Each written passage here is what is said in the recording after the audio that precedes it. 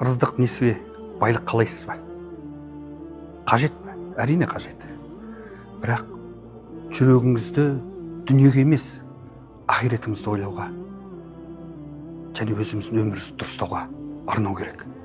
Кімде-кім Құдайға жақындайтын болса, Аллаға мінәжат ететін болса, Аллах Тағала қасиетті Құран кәрімде айтқандай, әрбір құлына Құдайға мінәжат етіп, жақындаған адамға Алла Тағала ырыздық несібесін арттырады және ойламаған жерде берекетін береді.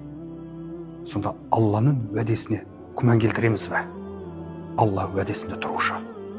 Кімде-кім, ғалымдарымыз айтқандай, егер дүниені қуып, артынан жүгірем десе, ол көлеңке сияқты. Көлеңке қанша ұзарған сайын, сіздің артынан жету мүмкін емес. Ал енді ол дүниені тәрк етіп, ақиретіңізді ойлап, өзіңіздің құлшылығыңызды Құдайға жақындайтын болсаңыз, дүние өз табан аяғының астына келетіні ақиқат. Яғни бұл жерде пайғамбарымыз алейхиссалам айтқандай, дүниені тәрк ету емес, дүниеңізді де, ырыздық несібеңізді, бала шағаңызды нәпақасын табуға әрине болады, адалдықпен. Бірақ дүниеге берілем деп, ақиретіңізді ұмытып кетпеу керек.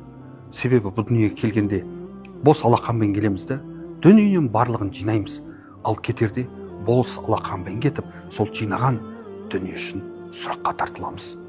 Дүниеміз адал, ақиретіміз соңғы сапарымыз дұрыс болуға нәсіп етсін.